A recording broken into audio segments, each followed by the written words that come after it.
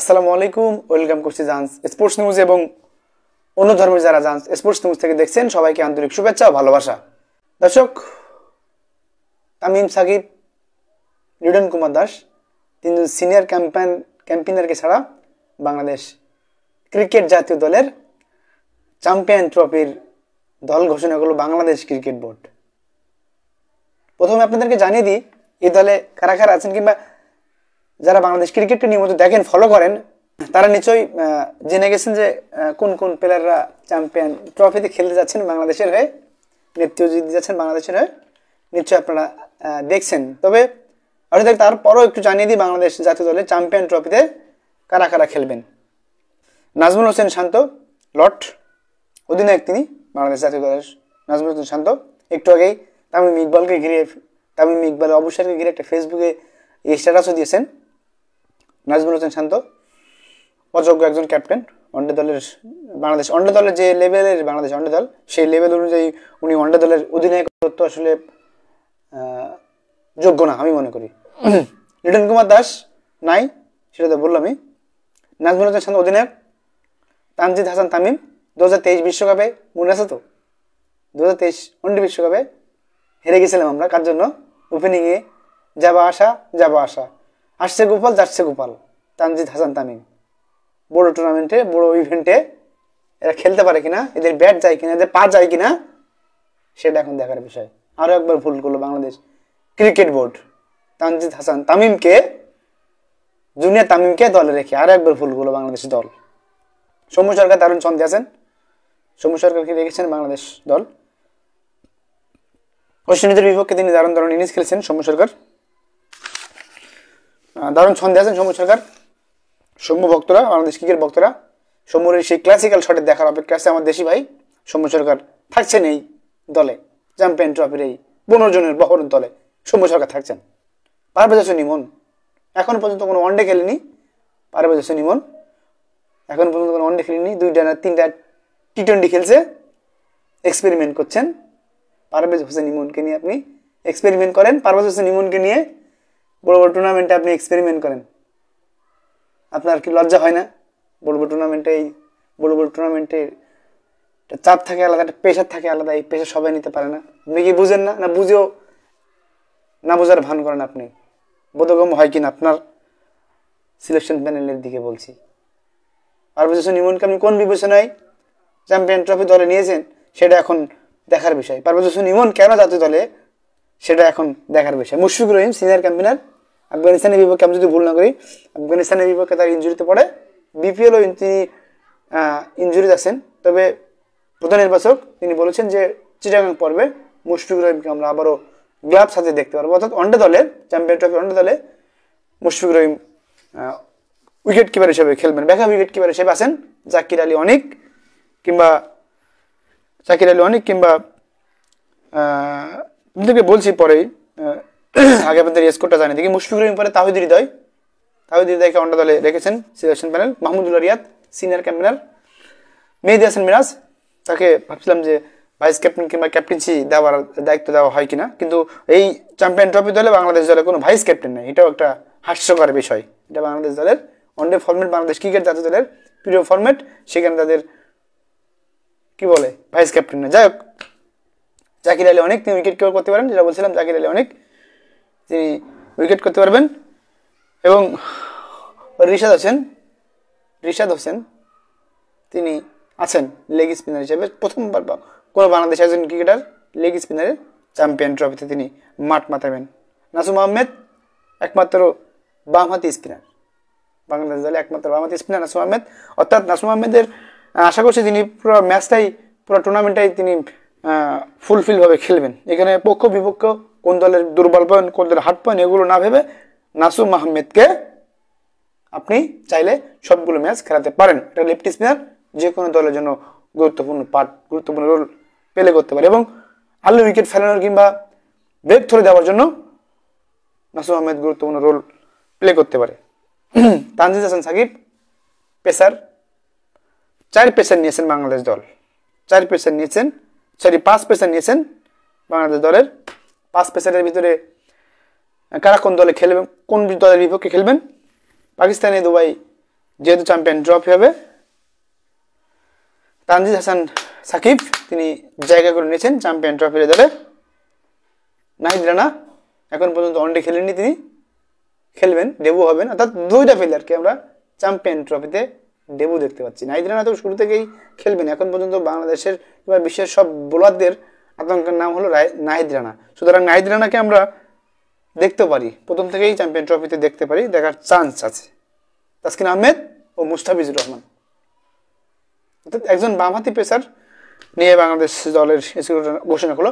সর্বশেষ যে স্কোয়াডটা আপনাদেরকে বললাম, এই হলো মোটামুটি বাংলাদেশ চ্যাম্পিয়ন ট্রফি দলের স্কোয়াড। এবং লিটন কুমার দাসের ওয়ানডে সমীকরণ আপনাদেরকে একটু জানাবো আমি।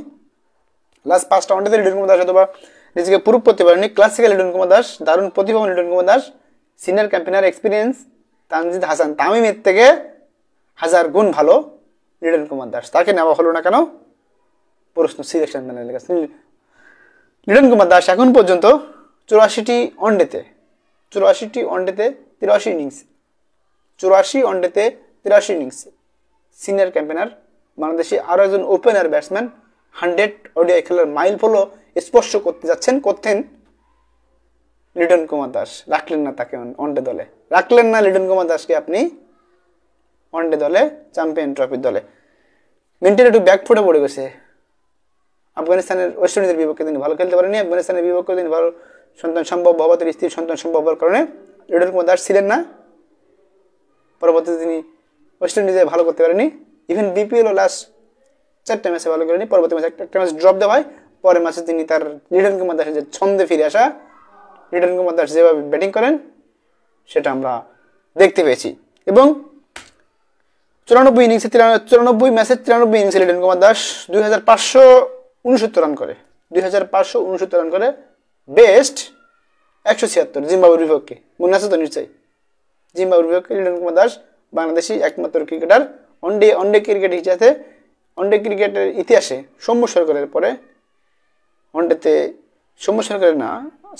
লিটন কুমার দাস এখন পর্যন্ত ওয়ানডেতে এক ইনিংসে সবচেয়ে বেশি রানের মালিক লিটন কুমার দাস, 176 রানের ঝকঝকা এক ইনিংস। এভারেজ লিটন কুমার দাসের 29.53।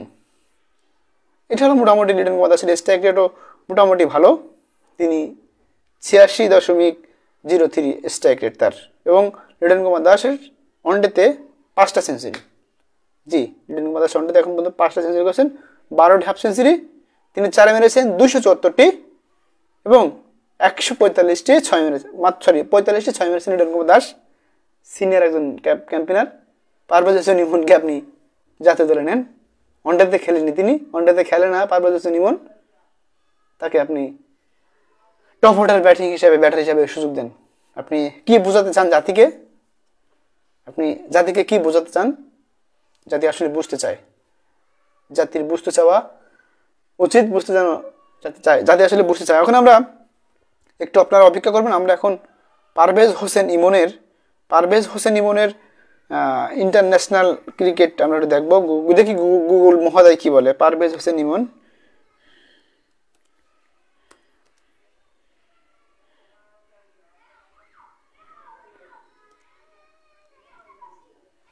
পারভেজ হোসেন ইমনের ইন্টারন্যাশনাল কেরিয়ার আমরা একটু দেখানোর চেষ্টা করবো। ফার্স্ট ক্লাস ক্রিকেটে পারভেজ হোসেন ইমন কতটা রান করেছেন এবং ফার্স্ট ক্লাস ক্রিকেটে পারভেজ হোসেন ইমনের লিস্টেতে অর্থাৎ প্রিমিয়ার লিগের যে টুর্নামেন্টগুলো হয়, পারভেজ হোসেন ইমন ফার্স্ট ক্লাস ক্রিকেটে যেটা আমরা বলছিলাম, পারভেজ হোসেন ইমন 54 ম্যাচে 54 ইনিংসে 1852 রান করে, হাইস্ট তার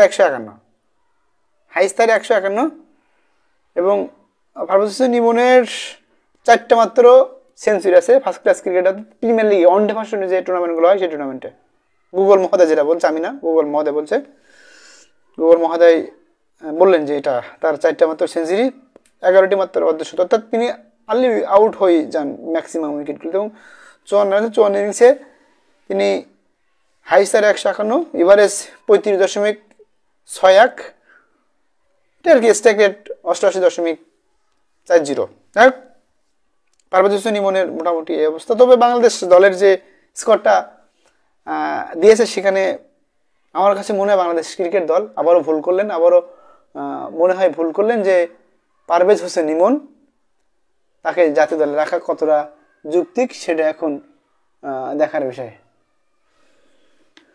হানিফ ওসমান ভাই আসসালামু আলাইকুম, কেমন আছেন আপনি? ওয়ালাইকুম আসসালাম ভাই, আপনি কেমন আছেন? কোথা থেকে বলছেন, কেমন আছেন অবশ্যই কমেন্ট করে জানাবেন। দর্শক, চ্যাম্পিয়ন ট্রফি যে দল ঘোষণা হয়ে গেছে সেটা আমরা বলতেছিলাম যে চ্যাম্পিয়ন ট্রফি দল ঘোষণা নিয়ে কথা বলছি। চ্যাম্পিয়ন ট্রফি দল আপনাদের কেমন হয়েছে? ভাই কি অবস্থা, কেমন আছেন আপনি? আলহামদুলিল্লাহ। ভাই আপনি কেমন আছেন? আপনি কেমন আছেন কমেন্ট করে জানাবেন। নাজমুল হোসেন শান্তকে অধিনায়ক করে বাংলাদেশ দলের চ্যাম্পিয়ন ট্রফি দল ঘোষণা করলো। এবং সম্প্রতি সময়ে যে আপনারা জান্স স্পোর্টস নিউজের থেকে যে ভিডিওটি আপনারা দেখেছিলেন যে 4 পাণ্ডব 5 পাণ্ডবের 4 পাণ্ডব আবার চ্যাম্পিয়ন ট্রফিতে আমরা দেখতে পাবো। এবং 5 পাণ্ডবের 4 পাণ্ডব দেখার কথা ছিল। সাকিব আল হাসান তার বোলিং প্রবলেমের কারণে, অর্থাৎ তার বোলিংয়ে জার্ক হয়েছে আইসিসির ইংল্যান্ড ইন্টারন্যাশনাল যে কাউন্টি টুর্নামেন্ট হয় সেখানে তিনি বোলিং করতে যায়, এইটা ধরা পড়ে। তবে সেখান থেকে প্রথম ধাপে পরীক্ষা দিয়ে তিনি পাশ করেন, দ্বিতীয় ধাপেও পরীক্ষা দিয়ে মুম্বাইতে সাকিব আল হাসান পাশ করেন। তবে দ্বিতীয়বার তিনি পরীক্ষা দিবেন 12 তারিখ পর্যন্ত, আমি যদি ভুল না করে থাকি। 12 আজকে মানে লাস্ট ডেট সাকিব আল হাসানের বোলিং পরীক্ষা দেওয়ার। সেখানে তিনি বোলিং পরীক্ষা দিয়ে উত্তীর্ণ হয়ে যদি আবারও ব্যাক করতে পারেন তাহলে বাংলাদেশ দলের স্কোয়াডে তিনি জায়গা করে নিতে পারেন। তবে বাংলাদেশ দলের স্কোয়াড দেওয়াটা এখনও পর্যন্ত একটু সময় নেবে, হয়তোবা 2-1টা পরিবর্তনও আসতে পারে বাংলাদেশ দলে।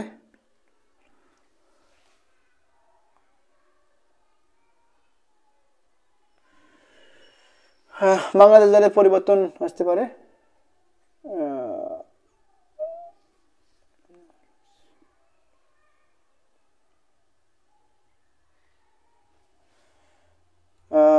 হানিফ ওসমান ভাই লিখছেন আলহামদুলিল্লাহ ভাই ভালো আছি, আপনার সাথে কথা বলতে ভালো লাগছে। অবশ্যই আপনি একটা ভালো দেখতে মানুষ। আপনি কি লিখছেন বুঝি নাই ভাই, আর একটু স্পষ্ট করে লিখবেন, আপনার কথা বুঝতেছি না। যাই হোক দর্শক, অনেকে দেখছেন, কে কোথা থেকে দেখছেন সেটাও কমেন্ট করতে পারেন। এবং সকল ধরনের নিউজ পেতে আমাদের চ্যানেলটি, ফেসবুক পেজটি ফলো দিতে পারেন, ইউটিউব চ্যানেলটি সাবস্ক্রাইব করে আমাদের সাথে থাকতে পারেন। মোটামুটি এই হলো বাংলাদেশ দলের স্কোয়াড। সেখানে নতুন মুখ বাংলাদেশ দলের নতুন মুখ পারভেজ হোসেন ইমন, এখনও পর্যন্ত তিনি ওয়ানডে খেলেনি। এবং নাহিদ রানা, আমরা একটু নাহিদ রানার চলুন আমরা একটু নাহিদ রানার ফার্স্ট ক্লাস ক্রিকেটের নাহিদ রানার ফার্স্ট ক্লাস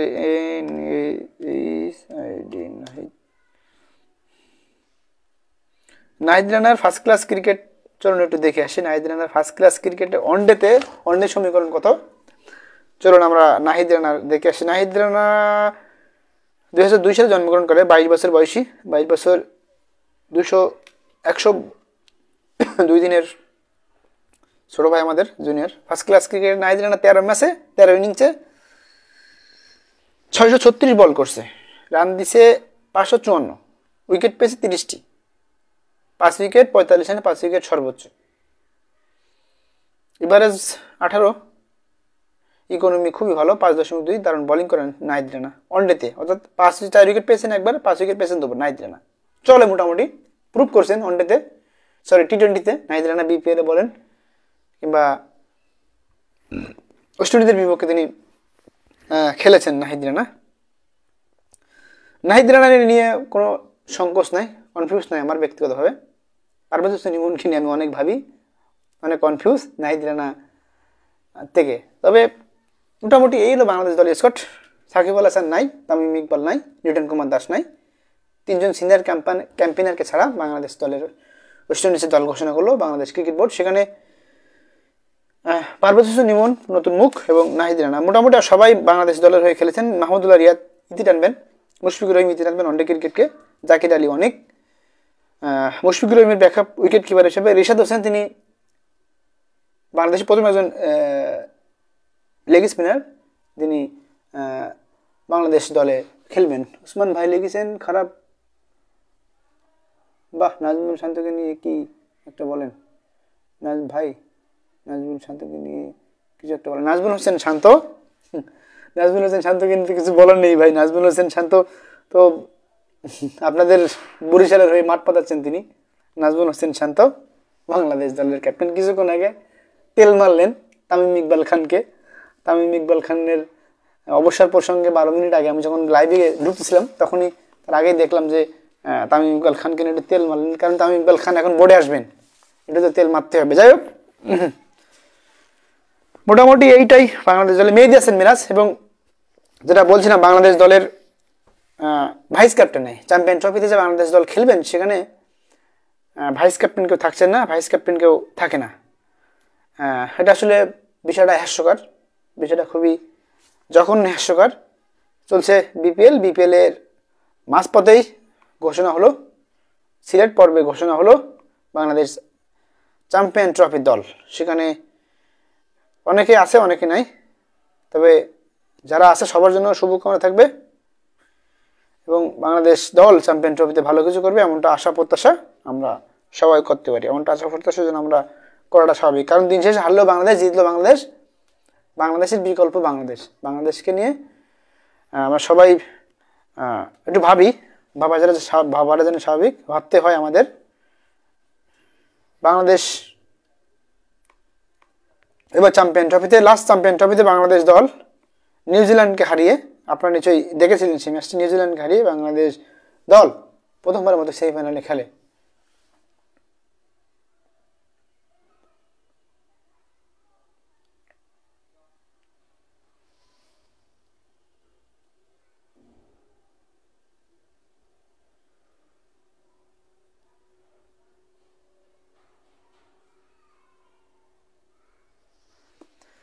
আমার ভাগ্নে নীরব লিখছে মামা ইমন পারভেজকে নিয়ে বলে। ইমন পারভেজ তো এখন পর্যন্ত ইন্টারন্যাশনাল ক্রিকেট খেলেনি।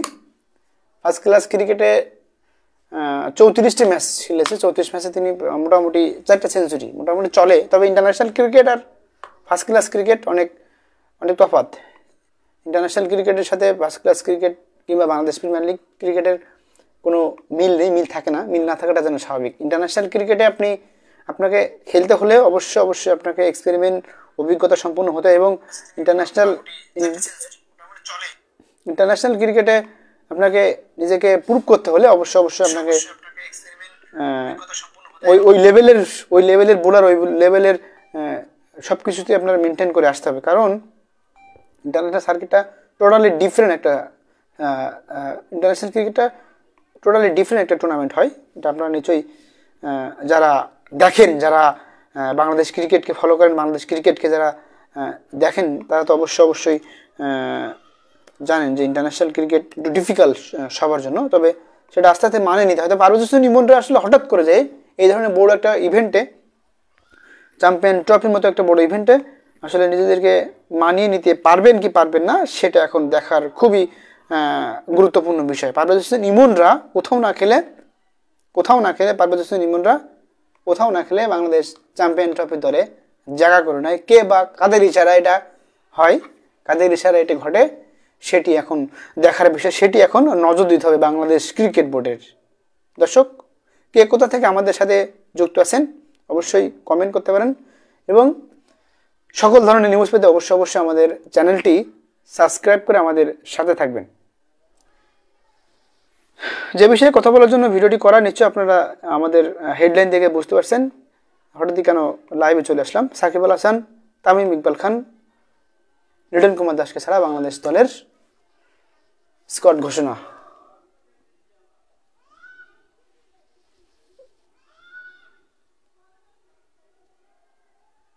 ভাই বরিশাল দলের টিমে নাজমুল হোসেন শান্ত থেকে অনেকে যদি আপনার অন্য একটা খেলোয়াড়কে খেলা, তাহলে হ্যাঁ বুঝতে পারছি আপনার কমেন্টটা। হানিফ ওসমান ভাই, হানিফ ওসমান ভাই অবশ্য তো সরি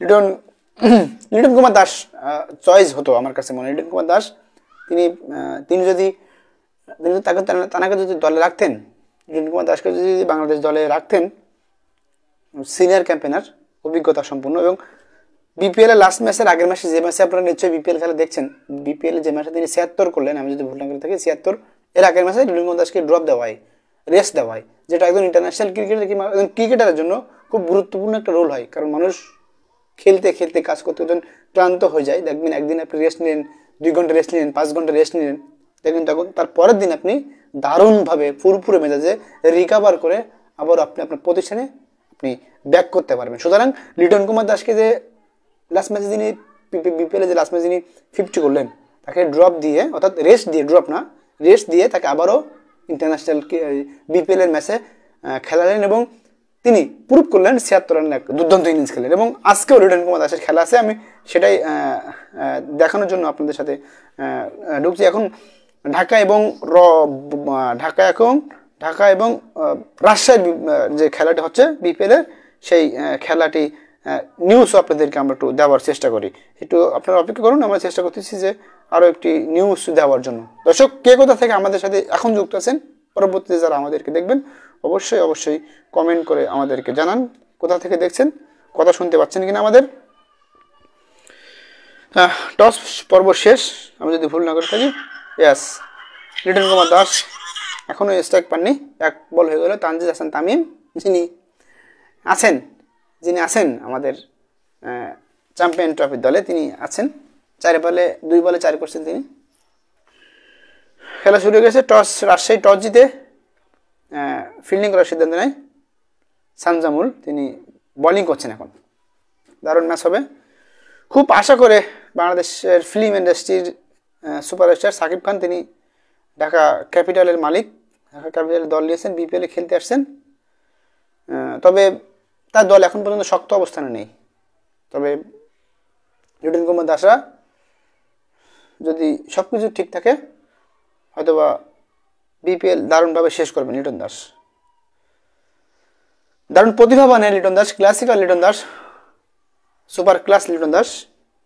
তিনি চাইবেন ব্যাক করতে, তিনি চাইবেন আবারও বাংলাদেশের সাথে দারুণভাবে ব্যাক করতে। লিটন কুমার দাসকে নিয়ে নতুন করে বলার কিছু নয়, সিনিয়র ক্যাম্পেনার, বাংলাদেশি আরও একজন ক্রিকেটার তামিম ইকবাল খানের পরে, যা অনেক বছর পরে আরও একজন ক্রিকেটার যিনি 100 ওয়ানডে খেলার মাইল ফলক স্পর্শ করতেন, লিটন দাস। তাকে নিয়ে একটা নেগেটিভ ভিডিও করেছিলাম আমি, কারণ যে যখন যেটা যা করে তাই নিয়ে তো ভিডিও আমি করব। লিটন কুমার দাস তার লাস্ট যে সিরিজ তিনি খেললেন ওয়ানডে এবং টি20 ওয়েস্ট ইন্ডিজের বিপক্ষে, তিনি যে রান করেছিলেন প্রত্যেক রানের দাম আসছিল 1,33,000 টাকা, তার যে ম্যাচ পারফরমেন্স, ম্যাচ ফি অনুযায়ী, সেই অনুযায়ী সেটা আমি বলেছিলাম। আপনারা নিশ্চয়ই সেটা ভিডিও জানছে, স্পোর্টস নিউজ দেখছেন। লিটন কুমার দাস এখন পর্যন্ত বিপিএলে রাজশাহীর বিপক্ষে ম্যাচ খেলছেন, সরাসরি আমি দেখতে পাচ্ছি। রেস্ট্রিকশনের কারণে আমি আপনাদেরকে দেখাতে পারছি না। 1 বলে 1 করছেন তানজিদ হাসান তামিম, যিনি 5 বলে 7 রান করে এখন পর্যন্ত উইকেট আছেন। দারুণ শুরু করছেন 2 ওপেনার ব্যাটসম্যান, ঢাকার 2 ওপেনার ব্যাটসম্যান, সাকিব খানের দল, বাংলাদেশ ফিল্ম ইন্ডাস্ট্রির সুপারস্টার সাকিব খানের দল।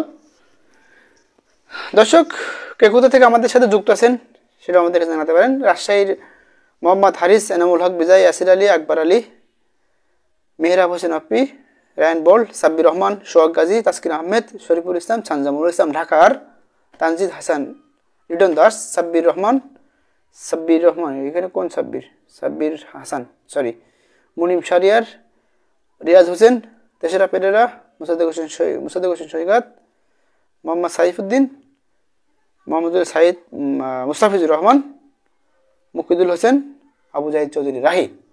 মোটামুটি এটা ঢাকা এবং রাজশাহীর লোকজন। রাজশাহী থেকে আমাকে কেউ দেখছেন কিনা কমেন্ট করতে পারেন। ঢাকা এবং রাজশাহীর খেলা হচ্ছে, অবশ্যই কে কোথা থেকে দেখছেন কমেন্ট করতে পারেন। তাসকিন আহমেদ বোলিং করছেন, 84 ম্যাচে 116 উইকেট, ইকোনমি 8-এর কাছাকাছি। তিনি 4 উইকেট পেয়েছেন 7 বার বিপিএলে। এটা হলো মোটামুটি অবস্থা। দর্শক, আমাদের সাথে কে কোথা থেকে যুক্ত আছেন অবশ্যই কমেন্ট করতে পারেন। সকল ধরনের নিউজ পেতে অবশ্যই অবশ্যই আমাদের চ্যানেলটি সাবস্ক্রাইব করে আমাদের সাথে থাকবেন। দর্শক, যেমনটা বলছিলাম, বাংলাদেশ দলের স্কোয়াড নিয়ে কথা বলতে আসছিলাম। তানজিদ হাসান তামিম তিনি আছেন এখন। তাসকিনের প্রথম বলে তিনি ডট দিলেন এবং তাসকিন দারুণভাবে শুরু করলেন।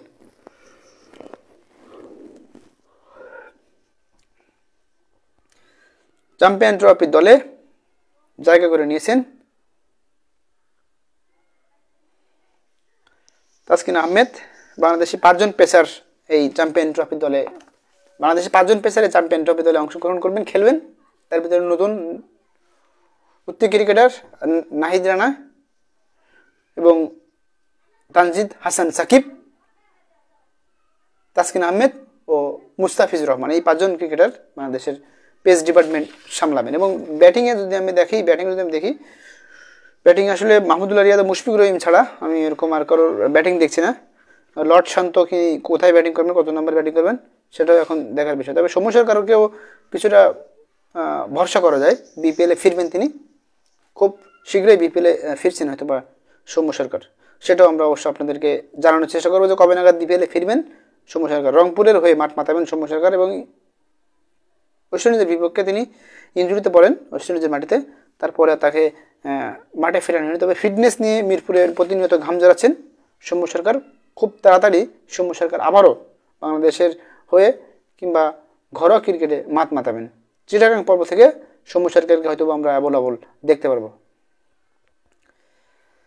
দর্শক, যেমনটা বলছিলাম, বাংলাদেশ দলের বর্তমান চ্যাম্পিয়ন ট্রফির দল ঘোষণা হলো আজকে অফিসিয়ালি। অনেকেই এই দল নিয়ে খুশি, অনেকে খুশি না। তবে আমার কাছে আমার ব্যক্তিগত কিছু মত আপনাদের সাথে শেয়ার করলাম। আমার ব্যক্তিগত কিছু মত, ব্যক্তিগত স্বাধীনতাভাবে, ব্যক্তি স্বাধীনভাবে যে কথাগুলো আমি বলি সেগুলো আমি বলার চেষ্টা করি। তবে ইনামূলক বিজয়রা দারুণ সন্দেহ আছেন এই বিপিএলে, তাদেরকেও আপনি চাইলে বিবেচনায় রাখতে পারতেন কিংবা তাদেরকে চাইলেও আপনি বিবেচনা করলেও করতে পারতেন। তবে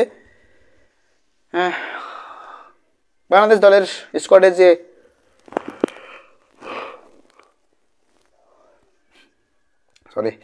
দুইটা ভুল আমার কাছে মনে হয়, 2 জন ক্রিকেটারকে নেওয়া হয়েছে এই চ্যাম্পিয়ন ট্রফিতে। তার ভিতরে তানজিদ হাসান তামিম এবং পারভেজ হোসেন ইমন। তানজিদ হাসান তামিম তিনি 10 বলে 10 রান করে এখন পর্যন্ত শুরু করছে ভালো। প্যাভিলিয়নে আমরা দেখতে পাচ্ছি হাবিবুর রহমান সোহান, দারুণ প্রতিভাবান এই ব্যাটার।